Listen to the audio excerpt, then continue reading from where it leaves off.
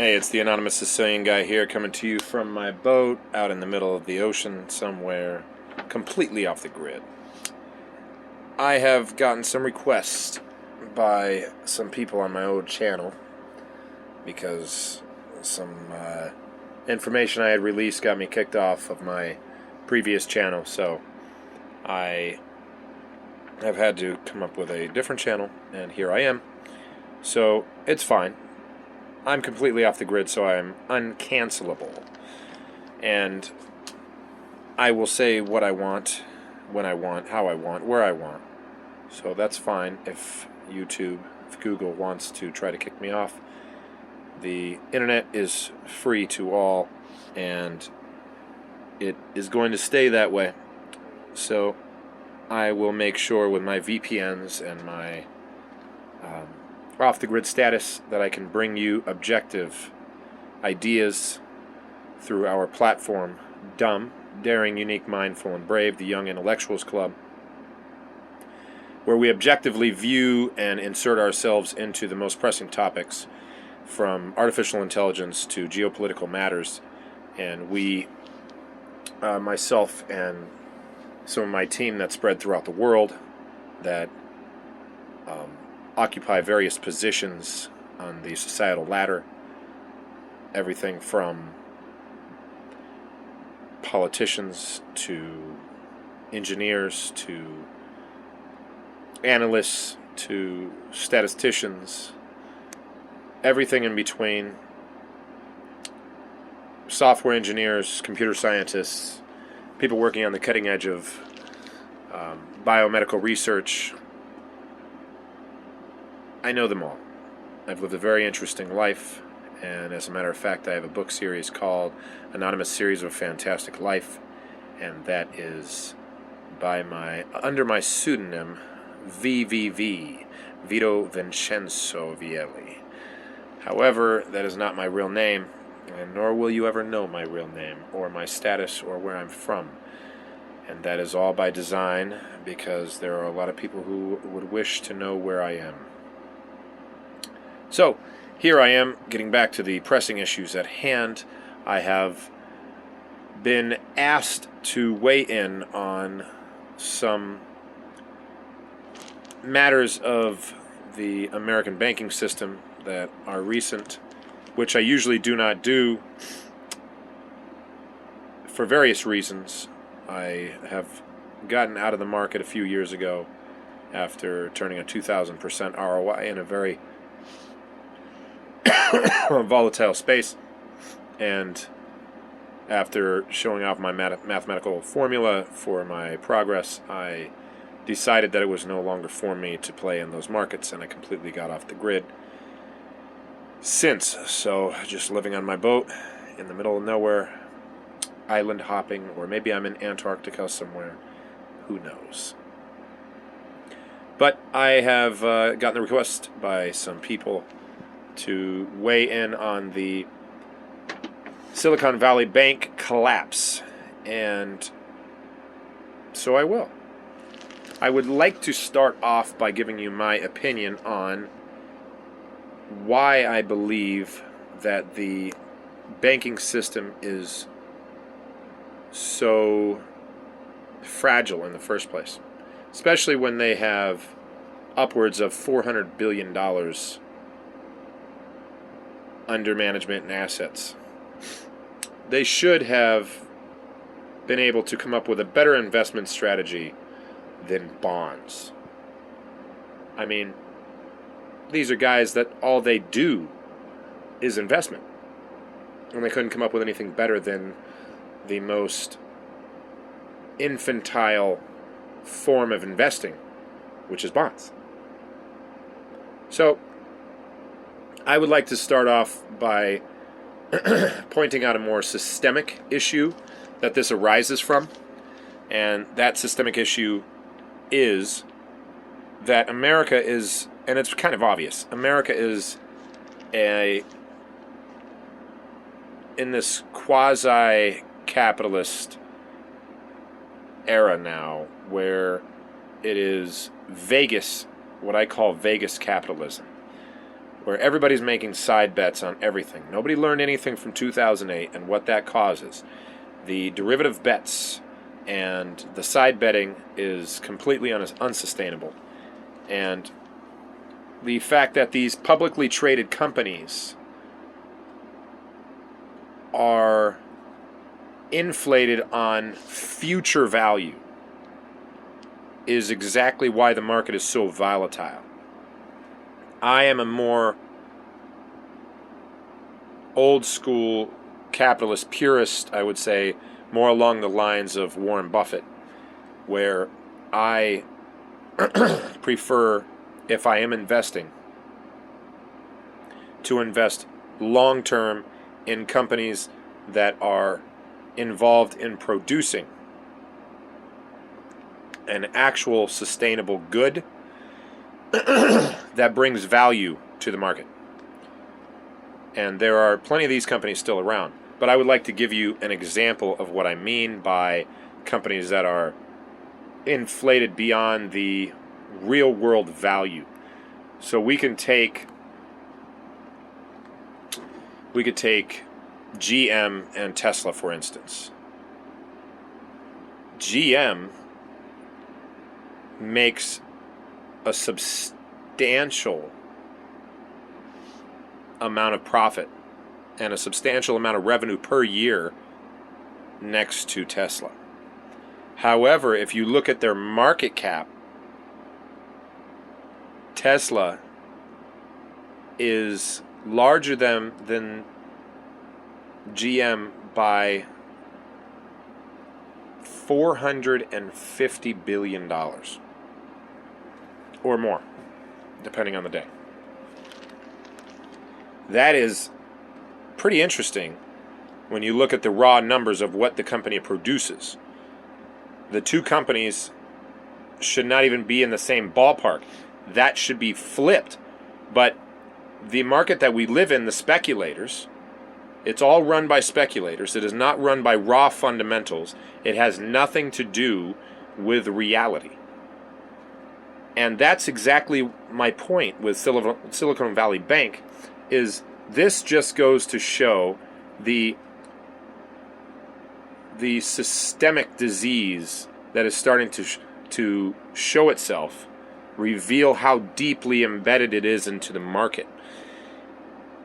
We are in a pretty unique time period where the government is forced, the Fed is forced to raise interest rates to get a handle on inflation.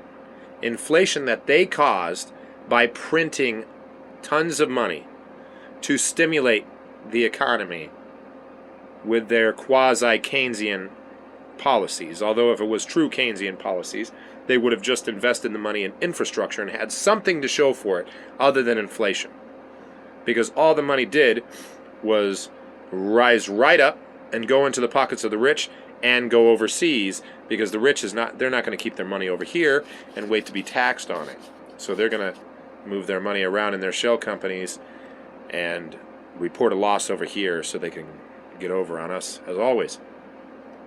Because they have better laws, they have better lobbyers, they are able to help create the laws, and everything always works out in their benefit. Now, this is not a rant on hating on the rich, because the rich are just doing their job. The rich are just trying to keep their money. And that is the job of everybody in this quasi-capitalist system, is just to keep your money, because if you don't keep it, somebody else is going to take it from you. It's that simple. So, excuse me. Back to SVB. This is just showing a major fissure in the system itself, that there are zero fundamentals and there is zero real world value production in America. And because America is leading the world economically, and all it's doing is exchanging money for money through speculative betting, you will, when the money is no longer free and money is no longer cheap, you will start to see these run-ons on the banks, and things start to get a little bit scary, because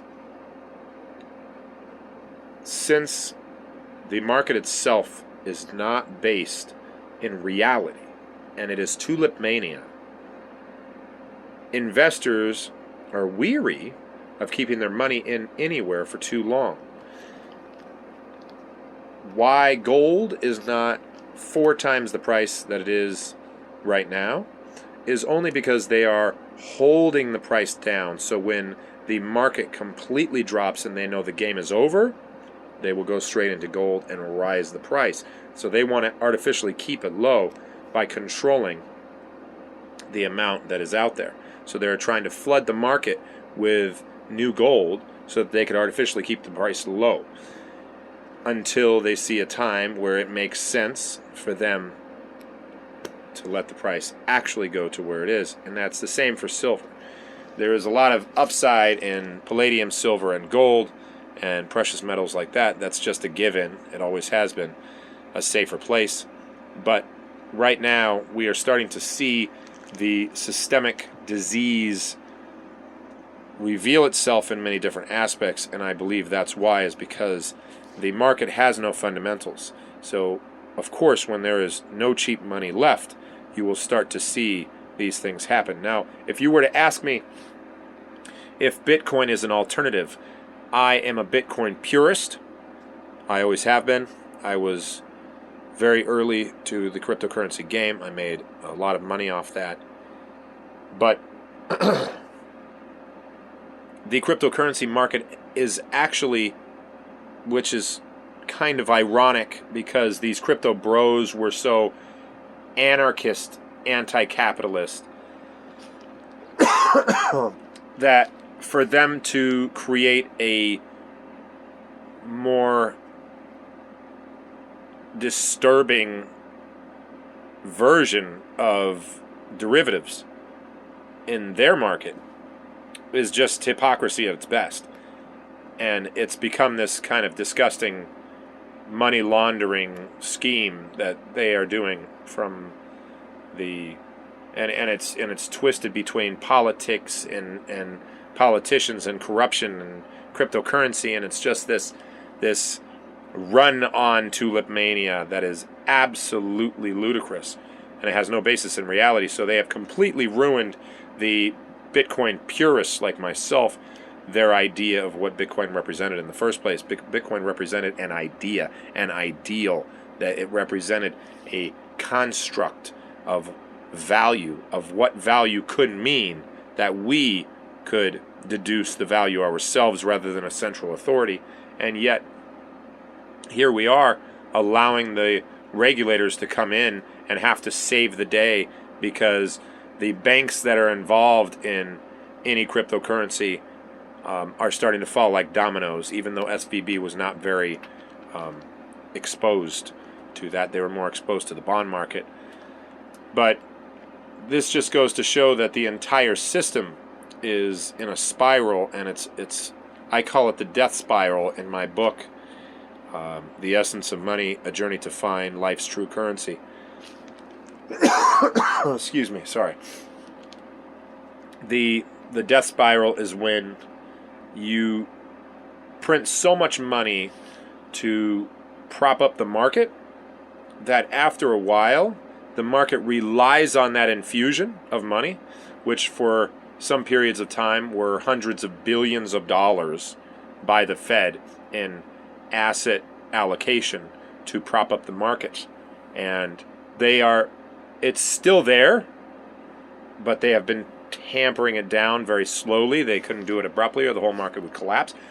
But you're starting to see the effects of that, is that the market itself relied on this quasi-Keynesian mechanism that was introduced. And once you introduce that, the market does not rely on any fundamentals and any production value. So it can't escape that spiral anymore, because it relies on that infusion of cash from the central authority. And when it is removed, what happens is it starts to spiral downward, and it is a death spiral because there is no removing yourself from that. They're trying to remove themselves, and they believe they have the tools to do so. And they'll use fancy words like double dip recession and fancy terms like that, but they don't want to tell you the truth. Once you enter a death spiral, the economy cannot get out of it without some major collateral damage. And they're trying to figure out, I mean, they have the best and brightest minds right now trying to figure out how they can stop this while reducing the amount of damage. I mean, do you think the Biden administration wants this going into an election in 2024? I mean, he'll be eaten alive by the Republicans with this on his record. But he has zero choice, because since 2008, the policies that the Fed has introduced, that any time the market needs to be moved upward because of our geopolitical stance and our fear that we are going to lose our reserve status, our world currency reserve status, that we must always be expanding. And that way, in that sense, we have created a trap for ourselves that's very dangerous. So that's my take on the subject. Thank you again. This is the Anonymous Sicilian Guy, daring, unique, mindful, and brave, coming to you from my boat in the middle of the ocean. Have a great day.